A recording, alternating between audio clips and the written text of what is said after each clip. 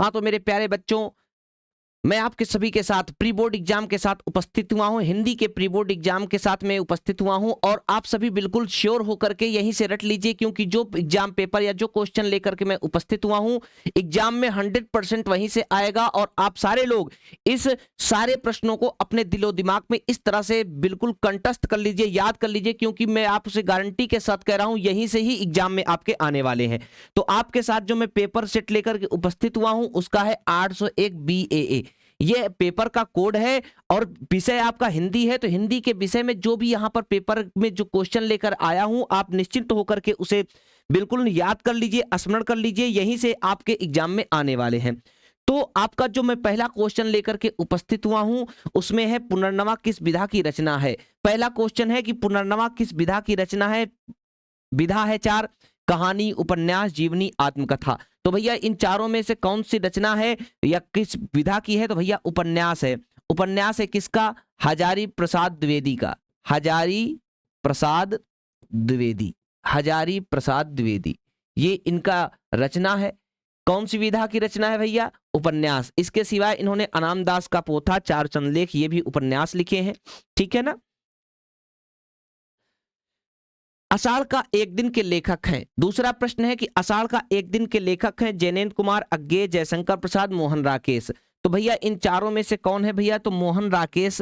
मोहन राकेश जो हैं वो आषाढ़ के एक दिन के लेखक हैं, मोहन राकेश। इनकी एक दो रचना और भी आपके एग्जाम में पूछ चुका है, वो है लहरों के राजहंस। लहरों के राजहंस, ठीक है। और आखिरी चट्टान, आखिरी चट्टान तक, ठीक है, आखिरी चट्टान तक। ये दो प्रश्न भी एग्जाम में पिछली परीक्षाओं में पूछ चुके हैं। अगला क्वेश्चन है शुक्ल युग को काव्य क्षेत्र में किस नाम से जाना जाता है। देखिए यहाँ पे प्रश्न आया शुक्ल युग को और किस नाम से जाना जाता है, ये पूछ होता तो वहां पे ऑप्शन अलग होता, लेकिन यहाँ पूछा काव्य क्षेत्र। अगर बात करें शुक्ल युग नाम है तो शुक्ल युग, प्रसाद युग, प्रेमचंद युग और छायावाद युग, ये चारों एक हैं। तो यहाँ ऑप्शन दिया द्विवेदी, छायावाद, प्रगतिवाद और प्रयोगवाद। इन चारों में से कौन सा है जो काव्य क्षेत्र में है? तो भैया छायावाद जो है वो काव्य क्षेत्र में छायावाद नाम से जाना जाता है, ठीक है ना। हंस पत्रिका का संपादन किसने किया? अब यहाँ प्रश्न पूछा, हंस पत्रिका है, पत्रिका का संपादन किसने किया? जयशंकर प्रसाद ने, निराला ने, प्रेमचंद ने या महादेव वर्मा ने? किसने किया भैया, ये बताना है। तो भैया हंस पत्रिका के संपादक थे मुंशी प्रेमचंद। हंस पत्रिका के संपादक थे मुंशी प्रेमचंद। अगर जयशंकर प्रसाद की बात करें तो इन्होंने इंदु पत्रिका का संपादन किया है, ठीक है भैया, इंदु पत्रिका, ठीक है। और इनकी निराला ने संपादित किया भैया मतवाला पत्रिका, मतवाला थी, ठीक है। और महादेवी वर्मा जो थी उन्होंने चांद पत्रिका का संपादन किया है, चांद पत्रिका का, ठीक है। तो ये तीनों लोगों ने अलग अलग पत्रिकाएं संपादित की। तो हंस पत्रिका का संपादक प्रेमचंद।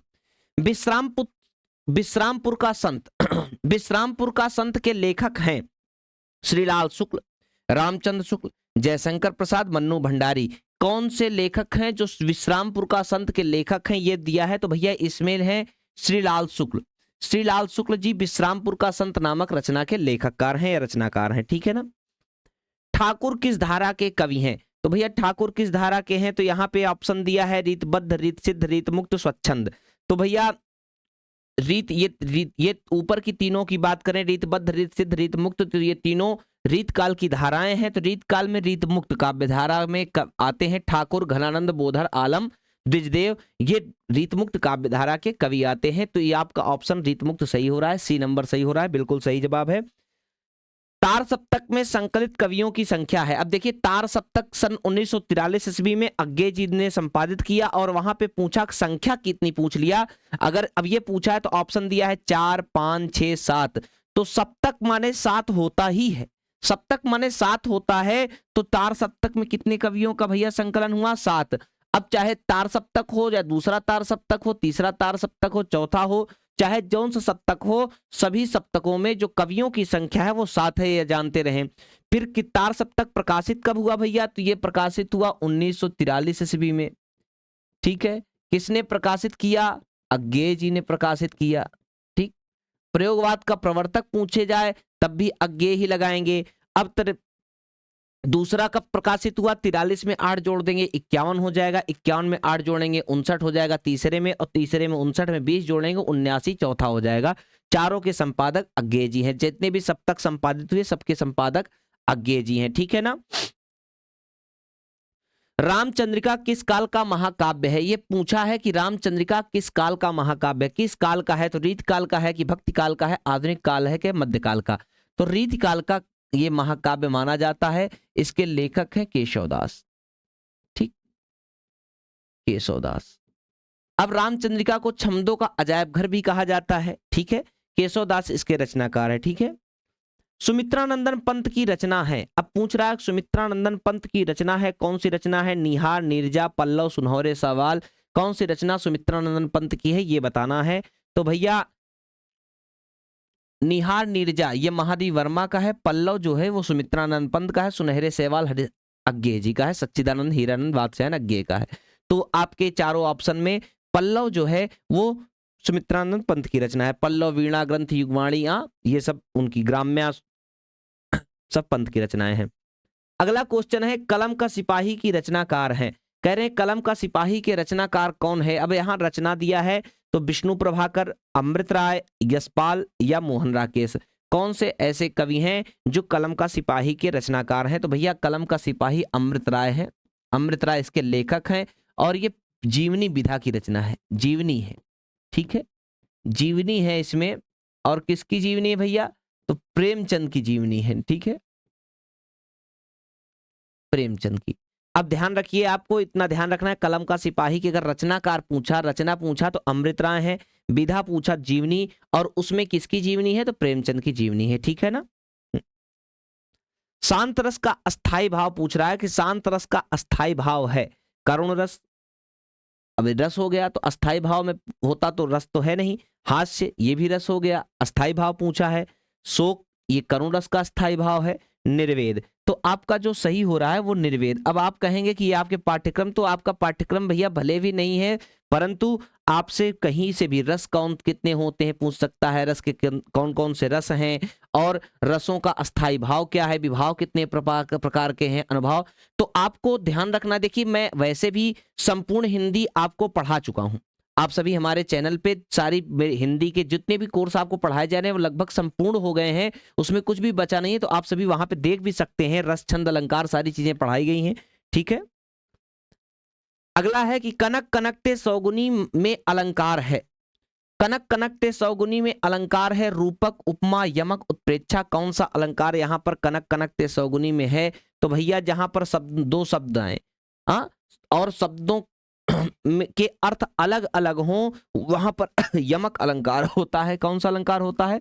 यमक, ठीक। जैसे हम कहें कनक कनकते, यहाँ पे पूछा है तो ऊधो जोग, जोग हम नहीं, एक यहाँ एक कनक का अर्थ सोना, एक कनक का अर्थ धतूरा, वहां पर वो एक जोग से मतलब है योग्यता से, एक जोग मतलब योग साधना से। तो जहां पे शब्द एक जैसे हों परंतु एक दो या दो से अधिक बार आए और उनके अर्थ क्या हो, भिन्न भिन्न हो, जो जहां पे दो शब्द हों और दोनों शब्दों के अर्थ अलग अलग हों, और या दो से अधिक बार भी आ सकते हो, जैसे हम कहें इकली डरी हो, घन देख के डरी हो, खाए बिस की डरी हो, घनश्याम मर जाए हो।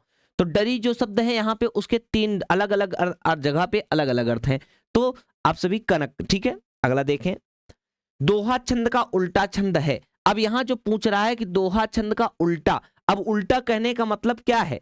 जैसे देखिए दोहा जो है अर्ध सम्मात्रिक छंद है, इसमें 4 चरण होते हैं, ठीक है। अब यहां पे कहें तो ये हो गया आपका पहला चरण, ठीक है, और ये आपका प्रथम चरण, ये दूसरा, ये तीसरा, ये चौथा। तो दोहा के पहले चरण में 13, दूसरे चरण में 11 होती है, और तीसरे में भी 13, चौथे में 11। तो दोहा का उल्टा क्या होगा? सोरठा। इसमें भैया क्या होता है? पहले 11, बाद में 13, और फिर तीसरे में भी 11 और चौथे में 13। तो ये उल्टा हो गया जस्ट, यानी कि जस्ट उसके अपोजिट जो छंद हो गया उस छंद को क्या कहते हैं भैया? सोरठा छंद कहते हैं। दोहा का जो उल्टा छंद होता है वो सोरठा छंद कहलाता है। तो आपका जो ऑप्शन सही हो रहा है सोरठा, दोहा का उल्टा छंद सोरठा। ऑप्शन दिया है रोला, चौपाई, इनमें से कोई नहीं। तो भैया आपका दोहा का छंद जो उल्टा छंद होता है वो सोरठा छंद होता है। ठीक है, पर्यावरण में किस उपसर्ग का प्रयोग हुआ है? अब यहाँ पे उपसर्ग वे हैं जो शब्दांश के पहले जुड़कर उसके अर्थ को बदल देते हैं या फिर उसका विशेषता प्रदान करते हैं। तो पर्यावरण में उपसर्ग दिया है आ, पर, अक, परि। तो कौन सा उपसर्ग है जो पर्यावरण में? तो परिधन आवरण बराबर होता है पर्यावरण। ठीक, तो परि उपसर्ग है। पर्यावरण में कौन सा उपसर्ग प्रयोग हुआ है? परि। अब धुआं का तत्सम रूप क्या है? ठीक है, हिंदी में 4 प्रकार के शब्द आते हैं। ठीक है, तत्सम, तद्भव, देशज और विदेशज, 4 प्रकार के शब्द माने गए हैं। तो तत्सम शब्द, धुआं का तत्सम क्या होगा ये पूछा है। तो ऑप्शन दिया है धुआं, धूम्र, धूम। हाँ, तो भैया धूम्र होता है, तत्सम शब्द होगा धूम्र। ठीक है, तत्सम शब्द होगा, धुआं का तत्सम रूप है धुआं, धूम्र। पंचतंत्र में कौन सा समास है? अब यहां पे पूछा कि पंचतंत्र में कौन समास है? द्वंद्व, द्विगु, कर्मधारय, बहुब्रीहि, कौन सा समास है पंचतंत्र में? ये पूछा है कि पंचतंत्र में कौन सा समास है। तो भैया संख्या पूर्वे द्विगु, जहां पर पहले संख्यावाची पद हो वहां द्विगु समास होगा। जहां पहला पद संख्यावाची हो वहां द्विगु समास है। द्विगु यहां पर सही हो रहा है, बिल्कुल आपका सही जवाब द्विगु। बड़ाई में प्रत्यय है। अब देखिए बड़ाई शब्द दिया तो प्रत्यय में है जो शब्द के अंत में जुड़कर उसके अर्थों को परिवर्तित कर देते हैं। प्रत्यय 2 प्रकार के होते हैं, कृत प्रत्यय तथा तद्धित प्रत्यय। तो बड़ाई में कौन सा प्रत्यय है ये पूछा है। आ, ई, आई, इनमें से कोई नहीं, तो भैया आई।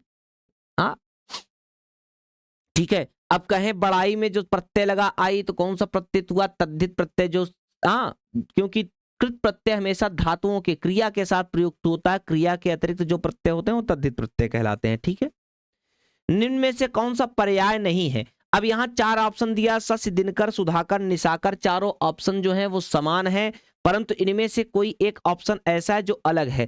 तो शशि भी चंद्रमा है, सुधाकर भी चंद्रमा, निशाकर भी चंद्रमा। जो एक पर्याय नहीं है वो दिनकर है। दिनकर किसका पर्यायवाची भैया? ई है सूर्य का। सूर्य का और पर्यायवाची होता है भानु, भास्कर, दिवाकर, प्रभाकर, मार्तंड।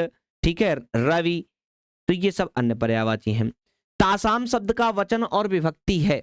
ठीक है, अब यहाँ षष्ठी बहुवचन, षष्ठी एक वचन, सप्तमी द्विवचन, चतुर्थी एक वचन। तो षष्ठी बहुवचन, षष्ठी बहुवचन जो है वो तासाम है। ये तत्शब्द रूप का स्त्रीलिंग का षष्ठी भक्ति का बहुवचन है। जैसे तत्शब्द रूप का षष्ठी तस्य तयो तेषाम, तो उसी में जब आप स्त्रीलिंग का रूप पढ़ेंगे तो वहां पे षष्ठी भक्ति का बहुवचन ये तत्शब्द रूप के स्त्रीलिंग में आएगा। ठीक है, जिन शब्दों के स्वरूप में कोई परिवर्तन नहीं होता वे शब्द कहलाते हैं। कहते हैं ऐसे शब्द जिनके स्वरूप में कोई परिवर्तन नहीं होता वे शब्द क्या कहलाते हैं? जैसे विकारी हो गया, अव्यय हो गया, संज्ञा हो गई, विशेषण हो गई। तो किसके स्वरूप में परिवर्तन नहीं आता ये पूछ रहा है, तो भैया अव्यय। अव्यय हैं जिनके स्वरूप में कोई परिवर्तन नहीं होता है। ठीक है ना। निम्नलिखित गद्यांश पर आधारित दिए गए प्रश्नों के उत्तर दीजिए। कह रहे हैं ऐसे गद्यांश है। अब यहाँ पे अब उस गद्यांश में जो प्रश्न है वो भी दिया गया। तो हमने यहाँ पे सारे चीजों के सॉल्यूशन के साथ आपसे बताया कि वहां पे उपस्थित हुए हैं। तो पहले देखिए कि लिखा कि ईर्ष्या मनुष्य का चारित्रिक दोष ही नहीं है, प्रत्युत इससे मनुष्य के आनंद में भी बाधा पड़ती है। जब भी मनुष्य के हृदय में ईर्ष्या का उदय होता है सामने का असुर उसे मध्यम सा दिखने लगता है। पक्षियों के गीत में जादू नहीं रह जाता, फूल तो ऐसे हो जाते हैं मानो वह देखने योग्य ही ना हो। तो पहला, अब यहाँ पे जब ये प्रश्न दिया, अब पैराग्राफ दिया उसमें से प्रश्न दे दिया कि उपर्युक्त गद्यांश का संदर्भ लिखिए। तो अब आप संदर्भ देखिए कि प्रस्तुत गद्यांश हमारी पाठ्य पुस्तक हिंदी गद्य के महाकवि रामधारी सिंह दिनकर द्वारा रचित अर्धनारीश्वर निबंध से। अब ये जो पाठ है ईर्ष्या तू न गई मेरे मन से लिया गया है, लेकिन ईर्ष्या तू न गई मेरे मन से कहां लिया गया है भैया? अगर पूछ लिया तो अर्धनारीश्वर निबंध है, किसका? रामधारी सिंह दिनकर। तो प्रस्तुत गद्यांश हमारी पाठ्य पुस्तक हिंदी गद्य के महाकवि रामधारी सिंह दिनकर द्वारा रचित अर्धनारीश्वर निबंध से ईर्ष्या तू न गई मेरे मन से नामक पाठ से लिया गया है। ये आपका संदर्भ हो गया। ठीक है ना। अब कह रहे हैं रेखांकित अंश की व्याख्या कीजिए। या रेखांकित अंश, तो रेखांकित माने जहां तक लाइन है, जैसे यहां से और वहां तक लाइन है, तो इसी रेखांकित अंश की व्याख्या करना है। तो रेखांकित अंश की व्याख्या में पूछ रहा है कि ईर्ष्या मनुष्य का चारित्रिक दोष ही नहीं, प्रत्युत इससे मनुष्य के आनंद में भी बाधा पड़ती है। तो इसका अर्थ क्या है वही लिखना है। तो हमने देखिए लिखा, ईर्ष्या मनुष्य के भीतर उत्पन्न होने वाली वह कमी है या वह अवगुण है जिससे मनुष्य के आनंद में भी समस्याएं उत्पन्न होती है। यानी ईर्ष्या जिस मनुष्य के अंदर उत्पन्न हो जाती है उसे कोई भी प्रसन्नता, कोई भी सुख अनुभव नहीं होता। यही आपका इसका अर्थ लिखना है, अलग अलग शब्दों में अपने शब्द में लिख देना है। फिर कह रहे हैं मनुष्य के हृदय में ईर्ष्या के उत्पन्न होने पर क्या होता है। जब मनुष्य के अंदर ईर्ष्या उत्पन्न हो जाती है, ईर्ष्या पैदा हो जाती है, तो उसे क्या अनुभव होता है ये बताना है। तो भैया देखिए, जब भी मनुष्य के हृदय में ईर्ष्या का उदय होता है, सीधा लिखा है। अब आप यहां से लेकर अब जो आपको इसमें असर दिखता है वही आपको लिख देना है। तो हमने देखिए लिखा है, मनुष्य के हृदय में ईर्ष्या के उत्पन्न होने से उसे कुछ अच्छा नहीं लगता। हाँ, इंसान को कुछ नहीं अच्छा लगता। जैसे क्या क्या नहीं अच्छा लगता, जैसे कि पक्षियों के गीत में आनंद नहीं मिलता। लिखिए, पक्षियों के गीत में जादू नहीं रहा, उसको कोई आनंद नहीं मिलता। फूल ऐसे लगते हैं जैसे वह देखने योग्य ही ना हो। आप फूल ऐसे हो जाते हैं मानो वह देखने ही योग्य ना हो। तो ये ईर्ष्या जब, या अगर इसी में और बढ़ाना चाहते तो सूर्य के तेज में उसे प्रकाश नहीं आ रहा, सूर्य से उसे मध्यम, सूर्य का तेज उसे धीमा लगने लगता है, ये भी आप लिख सकते हैं। ठीक है ना, ये ऐसा। फिर है, निम्नलिखित पद्यांश पर आधारित दिए गए प्रश्न का उत्तर दीजिए। तो पद्यांश आपका दिया है कि निर्भय स्वागत करो मृत्यु का, मृत्यु एक विश्राम स्थल, जीव जहां से फिर चलता है धारण कर नव जीवन संबल, मृत्यु एक सरिता है जिसमें श्रम से कातर जीव नहाकर फिर नूतन धारण करता है काया रूपी वस्त्र बहाकर। तो कवि रामनरेश त्रिपाठी जी के स्वदेश प्रेम नामक पाठ से लिया गया है। तो निर्भय स्व बिना डरे हुए मृत्यु का हमें स्वागत करना चाहिए, क्योंकि मृत्यु वह स्थन है जहां पर पहुंचने के पश्चात जीवन में मनुष्य को विश्राम यानी कि कोई संपूर्ण शांति का अनुभव करता है। उससे डरना नहीं चाहिए। जीवात्मा जहां पर पहुंचने के बाद फिर से नए जीवन का सहारा बनता है, नए जीवन को धारण करता है। मृत्यु एक नदी है जिसमें परिश्रमी और कायर सभी जीवात्मा स्नान करते हैं और फिर से नई शरीर को धारण करते हैं, अपने पुराने रूपी शरीर रूपी वस्त्र को त्याग कर। आप गीता में एक प्रश्न पढ़े होंगे, वहां पर लिखा कि वासांस जीर्णानि यथा विहाय नवान गृह्णाति नरो प्राणी तथा शरीरान विहाय जीर्णान्यानि संयाति नवान देहि। भगवान श्री कृष्ण अर्जुन से कहते हैं, हे अर्जुन, जैसे वस्त्र जब पुराने हो जाते हैं तो हम पुराने वस्त्रों का परित्याग करके नए वस्त्रों को धारण करते हैं, ठीक उसी प्रकार से आत्मा भी पुरानी शरीर क्या, जब शरीर बूढ़ी हो जाती है, पुरानी हो जाती है, तो पुराने शरीर का परित्याग करके नए शरीर को धारण करता है। तो भैया हमने आपको यही बताया, तो ये वही चीज का उदाहरण लिखा है कि मृत्यु एक सरिता है, मृत्यु एक नदी है जिसमें परिश्रमी कायर सभी जीवात्मा स्नान करते हैं और उसमें स्नान करके पुराने शरीर रूपी वस्त्र को फेंक करके त्याग करके नए शरीर को धारण करते हैं। ठीक, अब यहाँ पे ऐसा आने के बाद वहां पे देगा कि उपर्युक्त पद्यांश का, अब प्रश्न दिया है कि उपर्युक्त पद्यांश का शीर्षक एवं कवि का नाम लिखिए। तो शीर्षक और कवि का नाम भैया उत्तर देखिए, शीर्षक क्या है आपका, स्वदेश प्रेम है। शीर्षक स्वदेश प्रेम है और कवि कौन है, श्री राम नरेश त्रिपाठी जी हैं। कवि भैया कौन है, श्री राम नरेश त्रिपाठी। देखिए आपसे जो पूछे वही आपको लिखना है और आप इसे व्याख्या हो गई जितना यहाँ आप एक पैराग्राफ में पढ़ाया अभी आपको, इसके साथ साथ मैंने संपूर्ण हिंदी पद्य अनिवार्य संस्कृत गद्य जितना भी हिंदी का होता है सारे चीजों का, यहाँ की हिंदी नहीं हमारे सर विजय सर भी आपको मैथ और साइंस लगभग पूरा पढ़ा दिए हैं, समाप्त भी हो गया सब चीजों के, इसलिए संपूर्ण सोल्यूशन के साथ हम लोग इस समय आप सभी के साथ जुड़े हुए हैं। ठीक, जिसको भी पूरा पढ़ना है वो हमारे चैनल पे पूरी चीजों को पढ़ सकता है और बिल्कुल श्योर होकर के इसको पढ़िए। आप ध्यान रखिए कि एग्जाम में आपके यही आने वाला है। ठीक है, जो आ रहा है वही पढ़ा रहे हैं, आने वाला है संभावित, बिल्कुल निसंदेह होकर पढ़ें। अब दूसरा है रेखांकित अंश की व्याख्या कीजिए। तो रेखांकित अंश जहां तक लाइन खींची होती है उसको रेखांकित कहते हैं, वहीं से पढ़ाना है। तो कवि कहता है, कवि कौन है, रामनरेश त्रिपाठी जी कहते हैं, देशभक्तों, हे देशभक्त, क्योंकि स्वदेश प्रेम, देशभक्तों बिना डरे तुम मृत्यु का स्वागत करो, कभी डरो मत, क्योंकि मृत्यु जीवन का एक विश्राम स्थल, मृत्यु वह स्थान है जहां पर पहुंचने के पश्चात मनुष्य पूर्ण जीवात्मा पूर्ण शांति का अनुभव या शांत स्थल का अनुभव करता। उपयुक्त पंक्तियों में किस रस की प्रधानता, अब यहाँ पे जो पंक्तियां हैं इनमें कौन से रस की प्रधानता है वो बताना है। तो भैया वीर रस की प्रधानता है, यहां पर वीर रस की प्रधानता है। ठीक है, अब देखिए तीसरा प्रश्न, देखिए हमने पूरा पेपर यहाँ पे लिख दिया, आपका पेपर यहाँ पे लाकर रख दिया है। तो निम्नलिखित संस्कृत गद्यांश का संदर्भ सहित हिंदी में अनुवाद। अब देखिए हम गद्य में भी एक लेकर उपस्थित हुए, पद्य में भी एक, क्योंकि दो दो आपके एग्जाम में तो दो दो आएंगे, परेशान मत होइए, हमने एक एक ही लेकर के उपस्थित हुए, तो दो दो आएंगे, दोनों में से एक ही करना है आपको। ठीक है, तो एक ही करना है, इसलिए एक ही ध्यान रखिएगा, दोनों भले आता हो लेकिन आपको दोनों नहीं करने हैं, एक ही करने हैं। अब देखिए निम्नलिखित संस्कृत गद्यांश का संदर्भ सहित हिंदी में अनुवाद कीजिए, ये आपका पूछा है, तो संदर्भ आपका लिखना है। अब जैसे देखिए अस्माकं संस्कृति सदा गतिशीला वर्तते मानव जीवनम संस्कर्तुम ऐसा यथा समयम नवाम नवाम विचारधाराम स्वीकरोति नवाम शक्तिम च प्राप्नोति अत्र दुराग्रह नास्ति यत् युक्त युक्तम कल्याणकारी च तदत्र सहर्षम गृहीतम भवति। एतस्या गतिशीलतायाः रहस्यं मानव जीवनस्य शाश्वत मूल्येषु निहितं तद यथा सत्यस्य प्रतिष्ठा सर्वभूतेषु संभावः विचारेषु औदार्यम आचार्य दृढ़ता चेत आदि। तो आपका सबसे पहले आपको क्या करना है, संदर्भ लिखना है।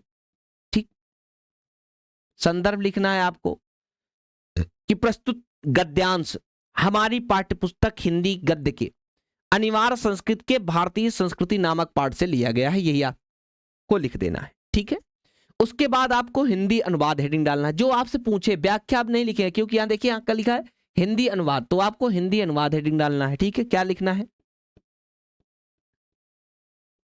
हिंदी अनुवाद। ठीक, अब हिंदी अनुवाद देखिए क्या करना है आपको, अस्माकम संस्कृति हमारी संस्कृति का या हमारी संस्कृति सदा गतिशीला वर्तते, हमारी संस्कृति हमेशा गतिशील है।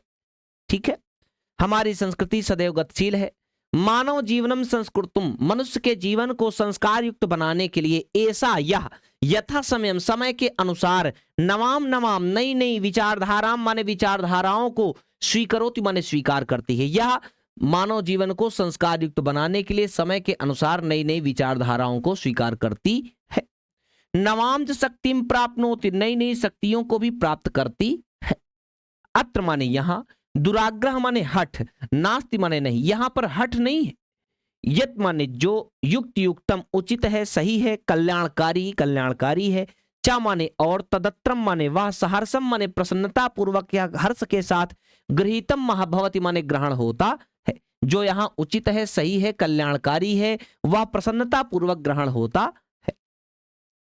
एतस्या माने इसकी, गतिशीलताया माने गतिशीलता का, रहस्यम माने रहस्य, मानव जीवनस्य माने मनुष्य के जीवन को, शाश्वत मूल्य नीतम शाश्वत मूल्यों को निश्चित करता है।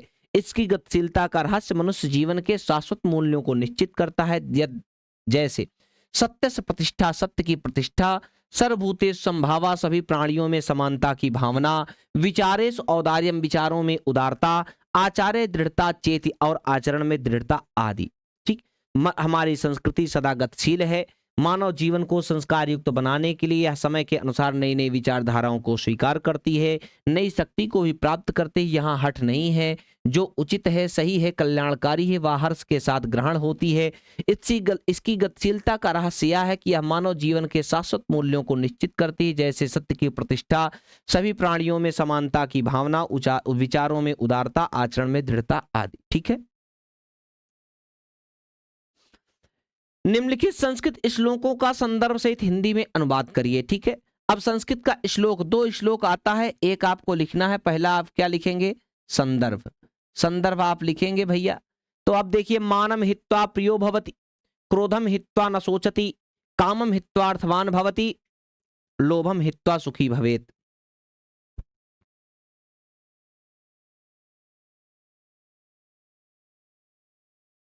ठीक, अब देखिए ये भैया वहां से लिया गया है जब यक्ष और युधिष्ठिर का संवाद है। ठीक, यक्ष और युधिष्ठिर का संवाद है। यक्ष जी बार बार प्रश्न करते हैं और युधिष्ठिर बार बार उसका उत्तर देते हैं। तो सबसे पहले दिया कि मानम हित्वा प्रियो भवति, क्रोध घमंड को त्याग कर मनुष्य प्रिय हो। उन्होंने पूछा कि क्या त्याग कर मनुष्य क्या त्याग कर मनुष्य प्रिय हो जाता है, क्या त्याग कर कभी सोचता नहीं है, क्या त्याग कर धनवान हो जाता है और क्या त्याग कर सुखी होता है। तो युधिष्ठिर ने उत्तर दिया कि मानम हित्वा प्रियो भवति, घमंड को त्याग कर, अभिमान को त्याग कर, घमंड को त्याग कर मनुष्य कभी सोचता, मनुष्य प्रिय हो जाता है। अब हम अकड़े रहे कि हमसे जैसा कोई नहीं तो कोई आपसे बात नहीं करेगा, तो मानम हित्वा, घमंड को त्याग कर मनुष्य प्यारा हो जाता है। क्रोधम हित्वा न सोचति, क्रोध को त्याग कर कभी सोचता नहीं है। क्रोध को त्याग कर, भाई अब क्रोध भूल गए आप तो कभी सोचेंगे अरे यार फालतू गुस्सा नाश हो गया हमारा, ऐसे कभी सोचेंगे, कभी नहीं सोचेंगे। कामम हित्वा अर्थवान, इच्छाओं को त्याग कर मनुष्य धनवान हो जाता है। और लोभम हित्वा सुखी, लालच को त्याग कर मनुष्य सुखी हो जाता है। तो सबसे पहले आपको क्या लिखना है, संदर्भ, कि प्रस्तुत श्लोक, क्या लिखेंगे, प्रस्तुत श्लोक हमारी पाठ्य पुस्तक, ठीक, हिंदी के अनिवार्य संस्कृत के जीवन सूत्राणी नामक पाठ से लिया गया है। प्रस्तुत श्लोक हमारी पाठ्य पुस्तक हिंदी अनिवार्य संस्कृत के जीवन सूत्राणी नामक पाठ से लिया गया है। अब ध्यान रखिए, आपको यहाँ पे रचयिता नहीं लिखना है, ठीक है, रचयिता होता ही नहीं तो रचयिता, क्योंकि अलग अलग जगहों से श्लोक लिए जाते हैं, ठीक है। अब उसके बाद आपको क्या लिखना है, हिंदी अनुवाद, ठीक, हिंदी अनुवाद। हिंदी अनुवाद अभी हमने आपका कर दिया कि क्या लिखना है कि घमंड को त्याग कर, अहंकार को त्याग कर मनुष्य प्यारा हो जाता है, क्रोध को त्याग कर कभी सोचता नहीं है, इच्छाओं को त्याग कर मनुष्य धनवान हो जाता है, और लालच को त्याग कर मनुष्य सुखी होता। ये आपको अर्थ लिख देना है, ठीक है। अपनी पठित खंड काव्य के आधार पर दिए प्रश्नों का एक उत्तर लिखिए। अब आपकी प्रश्न, आपके बुक में, आपके प्रश्न पत्र में अलग है। देखिए अब यहाँ पे हमने इसलिए नहीं आएगा क्योंकि प्रत्येक जिलों के बच्चों को अलग अलग खंड काव्य करना है। तो जैसे प्रयागराज, कौशाम्बी, प्रतापगढ़ यहाँ के जो बच्चे हैं उनको भैया अग्रपूजा खंड काव्य का लिखना है, ठीक है। तो अग्रपूजा में भगवान श्री कृष्ण, अग्र माने पहला, पूजा माने जो पहले पूजा गया वही अग्र पूजा, यानी कि ठीक है, राजसूय यज्ञ से शुरू होता है, तो वहां पर आपको अग्र पूजा करना है। अन्य जगहों के जो है लोग हैं, ठीक है, तो किसी को जवाहर, फिर किसी को तुमुल, अलग अलग खंड काव्य हैं। तो जो जहां के बच्चे हैं, जिस डिस्ट्रिक्ट के हैं, आपकी पाठ्य पुस्तक खोलेंगे तो किताब में जो खंड काव्य लिखे हैं उन खंड काव्यों में जिले दिए हुए हैं, तो आप जहां जिस जिले के हैं, ठीक है, आपको उसी जिले का खंड काव्य करना है, यहां का नहीं करना है, ठीक है ना। अगला क्वेश्चन देखें, निम्नलिखित लेखन में से किसी एक लेखक का जीवन। अब देखिए हमने आपको यहां पे लेके दे दिया, अब ये तीनों आपको याद कर लेना है, भगवत शरण उपाध्याय, राजेंद्र प्रसाद, रामधारी सिंह दिनकर, ये तीनों बिल्कुल याद कर लीजिए, यहीं से आएगा, ठीक है ना। और भी अगर आपको याद करना है तो एक जयशंकर प्रसाद का इसमें ऐड कर दीजिए बस, बिल्कुल, लेकिन आप निसंदेह होकर के यहीं से पढ़िए, यही आएगा, ठीक है। निम्नलिखित लेखन में से, ठीक है, किसी लेखक होना, ठीक है, लेखक, निम्नलिखित लेखक में से किसी एक लेखक का जीवन परिचय देते हुए उसकी एक प्रमुख। अब ध्यान दीजिए कि आपको बहुत सारी रचना है तो बहुत सारा नहीं लिखना है, एक रचना अगर पूछा है तो एक ही रचना लिखना है। अब रचनाएं अगर कहता है यहाँ रचनाएं होता तो बहुत सी रचनाएं बहुवचन हो जाता, तब आप सब लिख देते जिसका जितना याद रहता। तो आप भगवत शरण उपाध्याय, ठीक, राजेंद्र प्रसाद और रामधारी सिंह दिनकर। अब हम कहें इनका तो ठूठा आम इनकी प्रसिद्ध रचना है, ठीक है। इनकी प्रसिद्ध रचना भैया कौन सी है, इनकी एक आत्मकथा, आत्मकथा नाम से बहुत फेमस है। रामधारी सिंह दिनकर का उर्वशी बड़ा प्रसिद्ध है, ठीक है। तो आपको जो अर्धनारीश्वर भी बहुत प्रसिद्ध है इनका, ठीक है, उसी में से पूछा ही गया है। आपका जो इनका पाठ है, ईर्ष्या तू न गई मेरे मन से, रामधारी सिंह दिनकर का है, ठीक है। तो आपको यहां से पूरे एक किसी एक कवि के विषय में, एक लेखक के विषय में याद करना है, उसकी रचना लिख देना है, आपको 5 नंबर यहां से मिलेगा, ठीक है। फिर दूसरा इसी तरह पद्य में आएगा, निम्नलिखित कवियों में से किसी एक कवि का जीवन परिचय बताते हुए उसकी एक प्रमुख रचना का उल्लेख कीजिए। गोस्वामी तुलसीदास है, गोस्वामी तुलसीदास हैं, रामनरेश त्रिपाठी हैं, श्यामनारायण पांडे हैं, ठीक है। तो गोस्वामी तुलसीदास की अगर हम बात करें भैया, प्रमुख रामचरितमानस इनका सबसे बड़ा ग्रंथ, सबसे प्रमुख ग्रंथ है। श्यामनारायण पांडे की बात करें, हल्दी घाटी इनका सबसे प्रमुख ग्रंथ है। मेवाड़ केसरी देख रहा केवल रण का न तमाशा था, वह दौड़ दौड़ करता था रक्त, वह मान रक्त का प्यासा था। तो रामनरेश त्रिपाठी भैया, आपके स्वप्न मानसी, ये सब इनकी रचनाएं हैं, ठीक है। तो प्रमुख रचना अब एक पूछा तो एक आपको लिख देना है बस, उससे ज्यादा नहीं लिखना है। और आपको जितना आपको याद है, अब आप हमने यहाँ पे रख दिया, उनमें से अब बिल्कुल आप इन्हीं तीनों को याद कर लीजिए, यहीं से आने वाला है, आप परेशान मत होइए, ठीक है। अब देता है कि अपनी पाठ्य पुस्तक में से कंठस्थ कोई एक श्लोक लिखिए जो इस प्रश्न पत्र में ना आया हो। अब देखिए यहाँ पे एक श्लोक दिया है भैया, एक श्लोक को आपको लिखना है जो आपके प्रश्न पत्र में ना आया हो, वही लिखना है। अब आपको श्लोक लिखना है, इसीलिए हमने यहाँ पे लिख भी दिया है। अन्यथा लोग क्या करते हैं भैया, हिंदी का कोई एक दोहा लिख देते हैं, कोई एक चौपाई लिख देते हैं, कोई एक सवैया लिख देते हैं। तो वो सवैया वैया से श्लोक नहीं, क्योंकि संस्कृत से पूछा है कि अपनी पाठ्य पुस्तक से कंठ एक श्लोक। तो हमने देखिए आपका ये वीरा वीरण पूज्यते में है, ठीक है, वहां से लिया है हमने, वहीं से लिख दिया कि बंधनम मरणम वापी जयो वापी पराजय उभयत्र समो वीरः वीर भावो ही वीरता। अब आपको भी अगर याद हो, बहुत सारे श्लोक हैं आपकी बुक में, जैसे वाराणसी में से है बंधनम मरणम मंगलम यत्र विभूति यत्र भूषणम कौपीनम यत्र कौशेयम सा काशी किनोपमीयते। इसी में है हतो वा प्राप्य स्वर्गम जित्वा वा भुज्यसे महिम तस्माद उत्तिष्ठ कौन्तेय युद्धाय कृत निश्चयः। और भी है सर्वे भवन्तु सुखिनः सर्वे सन्तु निरामयाः सर्वे भद्राणि पश्यन्तु मा कश्चित् दुर्भाग् भवेत्। पहेलिका वाले में है आपदो दूरगामी च साक्षरो नच पंडितः अमुखा अस्फुट वक्ता यो जानात् स पंडितः। तो आपको देखिए ये दे रहा है 2 नंबर का आता है कि एक श्लोक जो प्रश्न पेपर में आपके पेपर में 2 आता है, ठीक है। तो आपको 3 याद होने चाहिए, ध्यान रखिए कितने याद होना चाहिए 3। मान लीजिए आप 2 याद किए, दोनों का दोनों पेपर में आ गया, तो अब आप लिखेंगे क्या, तो 3 याद होना चाहिए। हमने यहाँ पे 1 लिख दिया, 2 आया था पेपर में, 2 में से 1 हमने यहाँ पे लिख दिया जो नहीं आया, ठीक है। तो आपको 3 सभी लोगों को 3 श्लोक याद होना चाहिए, जिससे आपको ये दिक्कत नहीं होगी, ठीक है। अब है अपने विद्यालय के प्रधानाचार्य को शुल्क माफी हेतु एक आवेदन पत्र लिखिए। तो भैया हमने यहाँ पे लिख दिया कौन सा आने वाला है, किसके लिए आएगा भैया, प्रधानाचार्य के लिए, किस बात के लिए आएगा, शुल्क माफी के लिए एक आवेदन पत्र लिखिए। तो ये आपको लिख देना है वहां पे एग्जाम में, ठीक है ना। अब पूछा, उसके बाद आपसे पूछेगा निम्नलिखित में से किन्हीं 2 प्रश्नों का उत्तर संस्कृत में दीजिए। 2 प्रश्न है, हमने यहाँ दोनों लिख दिया कि कहते हैं मरणम मंगलम कुत्र भवति, मरना मंगल कहाँ होता है, कहाँ पर अच्छा माना जाता है मरना, वाराणसी, ठीक है, तो वाराणसी। फिर है दूसरा असंतोषेण का वर्षे, असंतोष से क्या बढ़ता है या क्या बढ़ती है, तो तृष्णा मन इच्छाएं बढ़ती हैं। तो आपका 2 नंबर ये 1-1 नंबर का आता है, 2 नंबर आपका ये हो गया, ठीक है। तो निम्नलिखित में से किसी एक विषय पर निबंध लिखिए। अब आपका दे दिया भैया पॉइंट, पढ़ लीजिए इसे, आप लोग लिख लीजिए अच्छे से। तो आपका है जल संरक्षण, ठीक, मेरा प्रिय पुस्तक। अगर आप मेरी प्रिय पुस्तक या मेरा प्रिय कवि, मेरे प्रिय अध्यापक ऐसा कोई आएगा तो मेरी प्रिय पुस्तक जैसे भैया हम कह दें एक रामचरितमानस है, ठीक। अब आपको इसी पे लिखना पड़ेगा, ठीक है ना। अगर ऐसा आएगा तो इस तरह से कोई एक चीज सेलेक्ट करके लिखना। मेरा प्रिय कवि आ गया तो कोई एक कवि को, स्वामी तुलसीदास, जयशंकर प्रसाद, कोई एक चुनकर लिख लीजिए, लेकिन जिसके विषय में आपको अच्छे से जानकारी हो, ठीक है। पर्यावरण प्रदूषण की समस्या व समाधान, स्वच्छ भारत अभियान, ठीक है।